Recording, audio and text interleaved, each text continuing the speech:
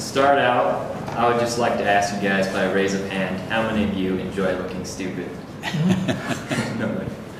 Well, I just wanted to ask that question because lately I've really been realizing how great looking stupid can actually be. And as human beings, it's normal. We don't want to look ridiculous in front of other people, and looking stupid is often quixotic. And so I want to encourage all of you to go out within the next week and make a fool of yourselves, because looking stupid actually has many benefits, among which is 1, finding new passions, 2, the gift of a beginner's mind, and 3, the fact that not taking risks is actually risky. So finding new passions, what do I mean by that is, well, how many of you have something you like to do that you didn't have to first go out and risk looking like a klutz doing it? I guess a better way to rephrase that question is, how many of you are snowboarders and skiers? We all know that first time is brutal, ugly image. And personal experience of mine is in high school when I got a drum set. Someone came up to me and said, "Hey TJ, you want to be in a band?" And so I said, "Sure." And I go up to my first show and I'm playing the drums, and I'm dropping my sticks, I'm changing rhythms in the middle of it. People are getting up and just leaving right in the middle of the show. They're coming up to me and saying they hate me, my face is ugly afterwards. They didn't really say that, but I felt like they did. They laughed. Then about 5 or 6 shows later, I found out that I love playing in front of people, and we even had a show where they were asking for an encore and they want us to stop. So, moral of the story is, I wouldn't have been able to find out that I enjoyed doing that if I didn't get completely destroyed that first show. And I'm not doing it justice, it really was pretty brutal that first time. So, who knows, there may be stuff out there that you want to try to do, but you're afraid of looking dumb. You might as well do it because you're going to look like an idiot eventually anyways. And also the good thing about trying new things is that you also become a beginner. And you get the gift of a beginner's mind. And there is a person with the last name Suzuki, and they said, in the beginner's mind there are many possibilities, but in the expert's mind there are few. And what that means is that when you are forced to become a beginner, it kind of humbles your ego down a bit. You're more open and you're willing to learn and ask questions. You start learning like crazy.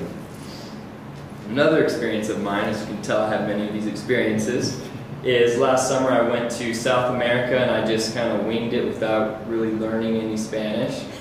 And one time I was in Santiago and I was just walking down the road peacefully, and someone just yelled at me, "Gringo, come here," and put me in this group of people, and they're making me say things, and about 50 Chileans are just laughing at me.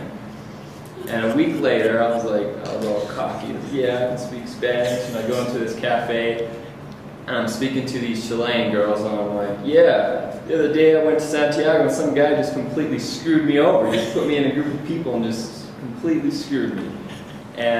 But what I really said was something a lot more vulgar than that I can't discuss here. Everyone just went crazy. And so, I mean, that was embarrassing, but I can't even begin to explain how much more Spanish I learned when I went out and just looked stupid speaking like a 4-year-old, and to this day I'll never forget that word I learned in that cafe. So when we go out and try new things, we get that beginner state of mind, and we can just grow and be humble and not just thinking we're all that. And if that doesn't convince you to go out and try something new, I learned something that not taking risks is actually risky. If you don't take risks, you're actually taking the biggest risk of all, and that's risking putting your future in serious danger.